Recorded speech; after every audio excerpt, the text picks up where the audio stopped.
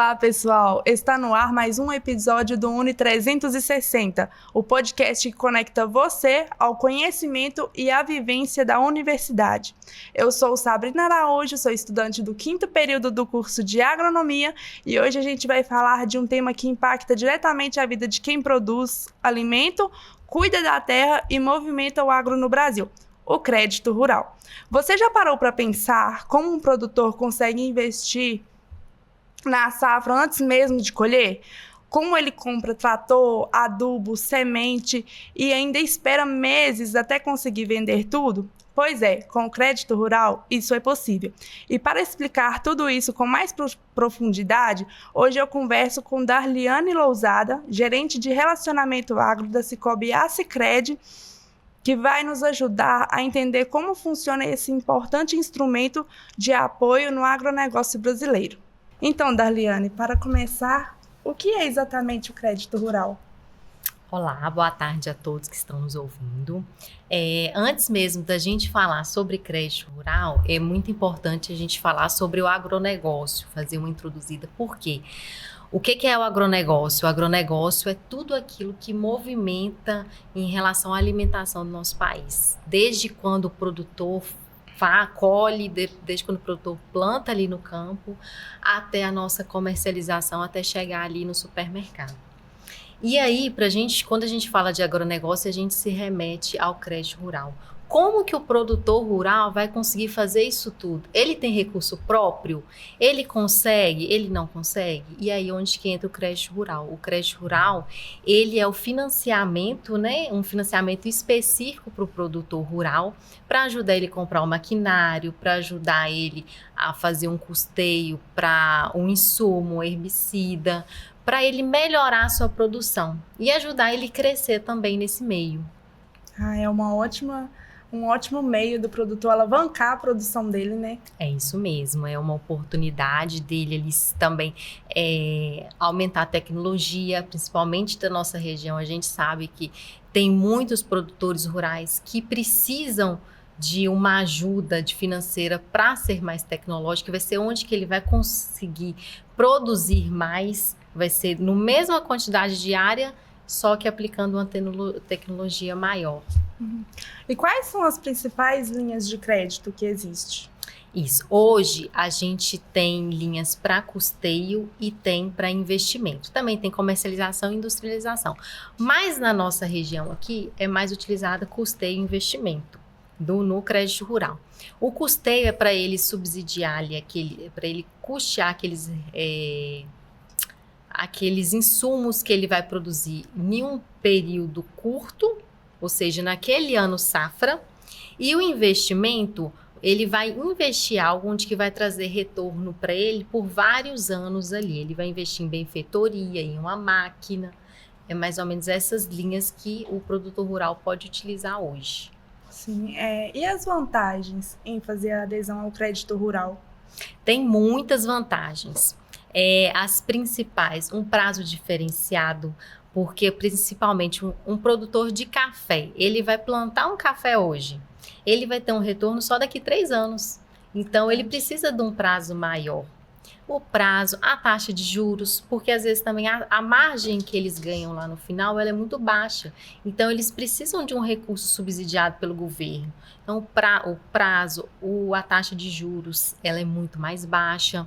Ela é personalizada para o produtor rural de acordo com a cultura, de acordo com a atividade que ele faz, se é pecuária de leite, pecuária de corte. E também tem uma esteira e uma pessoa específica para atender essa necessidade dele. E eu vi que dentro do prazo tem até um período de carência também, né? Tem um período de carência, e isso vai ser de acordo com a atividade, que ele vai ficar ali ele vai ser o período que é fluxo de caixa para o produtor rural, para quando ele vai começar a ter o retorno daquele bem que ele está financiando, que ele está investindo. Para dormir bem tranquilo mesmo, bem né? Tranquilo, com certeza. E como que o produtor vai escolher o melhor tipo de crédito para a propriedade dele? Isso, depende muito, depende do que ele vai fazer. Ele quer começar com ele quer colocar atividade de pecuária leiteira. na terra dele. Então, ele vai precisar de comprar as matrizes, né, para poder ter o retorno do leite ali quando a vaca tiver a primeira cria. Então, ele vai escolher, ele vai procurar uma pessoa específica, ele vai expor o que ele está querendo. Olha, minha finalidade hoje é tal. E aí, uma pessoa especializada, que no caso, hoje a gente tem o gerente de relacionamento do agro, porque ele tem um conhecimento maior com o agronegócio e com as linhas, e ele vai dar o direcionamento para ele. Fala, olha, você precisa então da linha tal, específica para essa finalidade. Vai entender melhor a demanda do produtor, né? Isso mesmo, vai entender melhor a demanda. E aí, quando eu falei que a gente tem lá custeio e investimento, tanto para o custeio e para o investimento, a gente tem ali os tipos, que são os programas do governo, que é o PRONAF e o PRONAMP, né? Que aí eles vão se enquadrar onde? Aí a gente vai fazer esse filtro. O PRONAF é do pequenininho, do produtor pequeno, e o PRONAMP é do produtor médio. E a gente também tem os demais produtores, que aí já entra no porte maior. E eu vi também que o pequeno produtor, para enquadrar no PRONAF, ele precisa de um documento chamado CAF. Antes ele tinha até o nome de DAP, né? Isso. Aí hoje já mudou para a CAF, que é o Cadastro de Agricultura Familiar, né? É um documento específico para ter acesso ao PRONAF. O diferencial do PRONAF é o prazo também e a taxa de juros. A taxa é bem pequenininha, é muito atrativa. E aí é um documento específico, que ele tem que ter a CAF.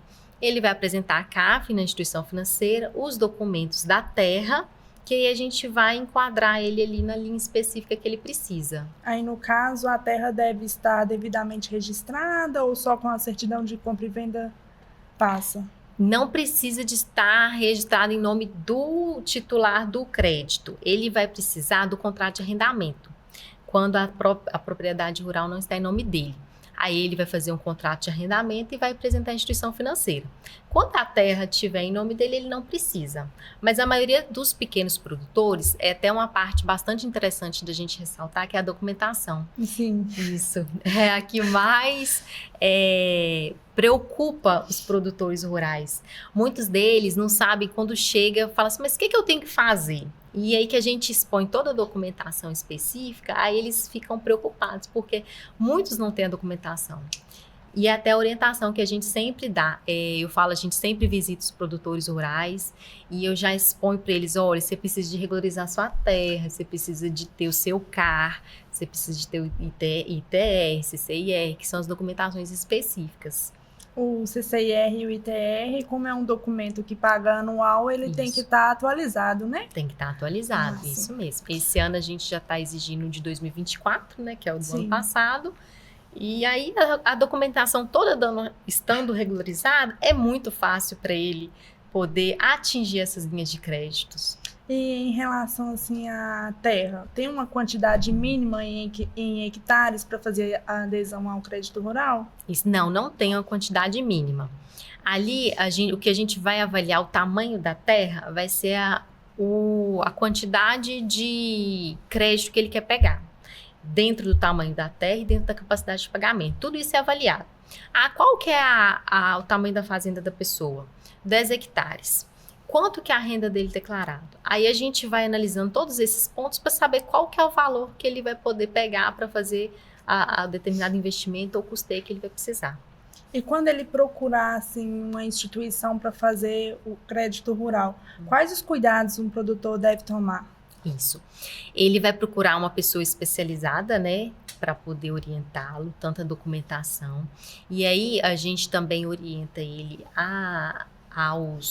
as pessoas que prestam esse tipo de serviço para deixar a documentação da terra regularizada. Igual eu falei, não é necessário que a terra esteja em nome dele, com o contrato de arrendamento ele já consegue fazer o financiamento. E aí a gente também tem que ter atenção no projeto que vai ser apresentado, porque como é um recurso repassado, subsidiado pelo governo, ele tem ali depois que comprovar essa utilização desse recurso. Então, é até um ponto muito importante. Ele tem que tomar muito cuidado que o que ele está apresentando ali no projeto, depois ele vai ter que cumprir também apresentando a documentação de que ele utilizou aquele recurso. Porque senão seria muito fácil, né? Qualquer um chegar lá e obter de um crédito rural que tem a taxa muito mais baixa. Verdade, verdade. E em relação assim não, o produtor te procurou, ele quer fazer o crédito, como que faz em relação a garantias? Não precisa, o produtor coloca o nome dele mesmo? Isso, não. Cada instituição financeira tem a sua política de crédito específica. Sim. Em relação a garantias. O Cicobi Sicredi, ele tem a política de crédito dele específica. Então, quando são valores menores, que a gente vê ali que a pessoa tem uma capacidade de pagamento, a gente pode fazer uma operação com avalista, e aí não tem necessidade. Agora, quando são valores maiores, a gente faz com a garantia da propriedade rural, ou então do imóvel urbano. Não tem necessidade específica de ser a fazenda que está se beneficiando do financiamento, entrar em garantia não, pode ser outros imóveis também. E a gente até trabalha bem bacana, porque a gente faz a gente chama de garantia guarda-chuva, que a gente faz uma garantia de um valor maior e depois o produtor rural pode utilizar dessa garantia maior várias partes, que aí vai comendo dessa garantia. Que legal. Isso é como se fosse o contrato mãe. Uhum. Aí, porque muitos questionam, mas eu vou colocar a minha terra, que vale um volume muito maior para uma operação que é pequena? Aí eu falei, não, você vai colocar um valor muito maior e você pode utilizar várias vezes dessa mesma garantia. Ah, sim. E quando o produtor procura, né, a instituição para fazer uma aquisição de um trator, sim, ou de um implemento, como que funciona? Isso. Ele vai ter que ter o orçamento, né, da concessionária. E aí, a gente vai escolher qual que vai ser a linha melhor para ele. Hoje a gente tem vários, tem Novagro, tem Moder Agro, tem Moder Frota. E também os próprios recursos subsidiados de investimento que pode fazer esse financiamento desse trator. E aí, a gente vai colocar toda a documentação específica da propriedade, onde que ele vai colocar o trator para poder enviar para análise de crédito. E aí, lembrando que tudo isso que a gente faz é o primeiro passo, que é da documentação, da análise, da visita técnica, para saber se realmente aquilo ali comporta pelo que o produtor precisa. E depois a segunda parte é da análise de crédito. Eu até brinco que 50% é agente do comercial, né? E os outros 50% é análise de crédito. Ah, sim. E... deixa eu ver. O Pronamp. A gente falou do Pronaf. A gente comentou bastante do Pronaf. E o Pronamp, como que funciona? Porque eu sei que é para médios e grandes produtores, né? Então, provavelmente deve ter ali uma média para se enquadrar em alguma outra linha, sem ser essa. Isso. O Pronamp são os médios produtores. Os que não se enquadram no Pronaf, às vezes ele não tem a CAF, ele já pode utilizar do recurso de médio produtor, que é o Pronamp. E o Pronamp, ele tem um requisito que no mínimo 80% da renda dele, da renda bruta anual, tem que ser a da atividade agropecuária. Então, é um requisito. Se ele não se enquadrou no Pronaf, ele não tem a CAF. Se ele não se enquadrou no Pronamp, no mínimo 80% da renda dele não é da atividade rural, então ele vai para os demais. Que aí os demais, ele é para produtores rurais maiores, ou então dos que não se enquadraram nos dois anteriores. Entendeu? Sim. Então, tem linhas além do Pronamp para enquadrar o produtor. E em questão assim de... porque às vezes o produtor chega, né? Não, eu tô querendo X valor. E aí ele só pode tanto. Como que faz para definir assim essa questão? A gente orienta ele, a gente explica por quê. Mostra, né? Até outra orientação que às vezes eles não declaram tudo aquilo que eles recebem. Então, a gente mostra que se ele declarar vai ser melhor para ele. Ele vai ter uma capacidade de pagamento muito maior e a gente vai conseguir linhas de crédito para ele com valores a maiores também. Então, é tudo de acordo com o que é declarado. Aí a gente orienta ele, olha, a sua capacidade de pagamento é só referente a tal valor. E assim, tudo explicado, eles entendem perfeitamente, e aí é bem tranquilo, sabe? A gente fala que a gente cria um relacionamento mesmo, sabe? É um serviço de consultoria, né? É verdade. Até porque a visita técnica é mais para olhar realmente a capacidade de pagamento do produtor, não é isso? Isso mesmo. A gente faz a visita, o primeiro contato ou a gente vai até eles, ou então eles vêm até a gente, aí a gente já agenda a visita, independente se ele está querendo crédito ou não, a gente agenda a visita técnica, e lá a gente fala, olha, você já pensou que nessa baixa aqui você pode fazer uma irrigação para poder plantar? E a gente vai dando esse serviço, prestando esse serviço de consultoria também. E abre os olhos de muito mesmo.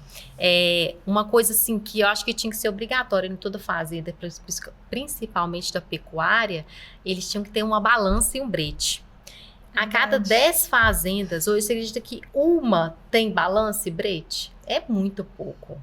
Então, assim, como que o produtor rural vai mensurar quanto que ele está ganhando, sendo que ele não tem uma balança? Então, é um item essencial. Aí, quando eu vejo que ele não tem balança, eu já falo, olha, vamos financiar uma balança e um brete, pra você ter controle do peso do gado que está chegando, se você está engordando em um tempo bacana, quando você vai vender, se realmente o peso que você está vendendo é aquele peso que chega... Tudo bem que chega com diferença lá no frigorífico, né? Porque eles têm uma quedinha. Mas para ele ter o controle de qual o valor que está saindo da fazenda dele. Então, muitos não têm esse controle. Então, é uma orientação muito bacana que a gente faz para eles, sabe? Então, além de trator e implemento, consegue financiar outros itens? Consegue financiar outros itens. A gente faz muito aqui na nossa região, que é uma região bem... aquecida na pecuária, né, tanto de leite quanto de corte. Sim. A gente faz muito custeio para compra de bezerros, e aí o produtor rural, ele compra o bezerro de 0 a 24 meses, que é a idade que ele pode comprar, próprio mesmo para poder engordar e matar. Então, a maior parte, e aí assim, quando eu chego, as primeiras coisas que eu olho, principalmente produtor rural de corte, né? Você tem sua balança para você medir isso, o peso do seu animal? E é isso. Outra coisa muito bacana também é o investimento, que é para quem mexe com a pecuária leiteira, para investir em matrizes, né? Muitos não têm ordenhadeira mecânica. Às vezes estão lá puxando isso é um ponto. Leite, não é? Tirar leite na mão, né? Na mão, e ainda e a produção tem, às vezes é alta, precisa de uma ordenha. Precisa. E tem produtores aqui que tem uma produção alta e tá tirando leite na mão. Aí já é um início assim para poder financiar uma ordenha, né? Com certeza. Aí a gente mostra com a ordenhadeira mecânica que eles vão ter uma economia de pessoas, de tempo, que ele pode até aumentar a margem do referente ao leite que ele vende, né? Então, assim, o custeio para custear as despesas da propriedade. Isso. E o investimento quando tem uma finalidade de investir, seja ela compra de matrizes, uma reforma de curral, reforma de cerca, construção de um galpão, compra de trator, implemento, a ordenha, né? Isso. E aí tem o custeio investimento tanto no Pronaf quanto no Pronamp? Tem nos três, na verdade. Tem no Pronaf, no Pronamp e no demais. Sim. Nos três a gente consegue fazer tanto custeio quanto investimento. O prazo é o mesmo, a única coisa que diferencia é a taxa. Inclusive agora a gente está chegando no final do ano safra, né? Sim. Eu não vou nem falar a taxa porque já está finalizando. E aí o nosso novo plano safra sai agora já no mês que vem, que aí vai definir as taxas que a gente vai poder trabalhar no próximo ano safra. E já é uma oportunidade, né, para o cliente procurar a agência, deixar um projeto montado ali, tudo certinho, visita técnica feita também, alinhar tudo certinho para ele ser um dos primeiros a garantir o recurso, né? É isso mesmo, ele já fica ali no primeiro da fila, quando ele já deixa tudo alinhado. Portanto que a gente tem pessoas que nos procuram, olha, eu tô querendo fazer um financiamento rural para tal coisa no final do ano, o que eu preciso? Aí a gente já passa tudo, ele deixa prontinho. Quando chega o momento, aí ele já vai lá com a documentação certa. Até porque quem chega cedo bebe água limpa, né, verdade. Isso mesmo. E a gente vai ficando por aqui com mais um episódio do Uni 360. Hoje a gente entendeu que o crédito rural não é só um empréstimo. Ele é uma ferramenta de transformação para os produtores rurais. Com planejamento, orientação, responsabilidade, ele pode mudar a vida do produtor e fortalecer ainda mais o agro brasileiro.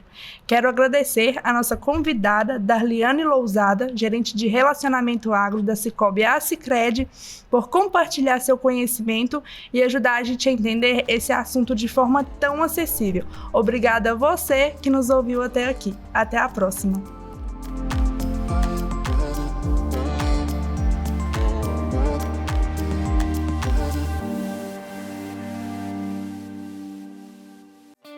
próxima.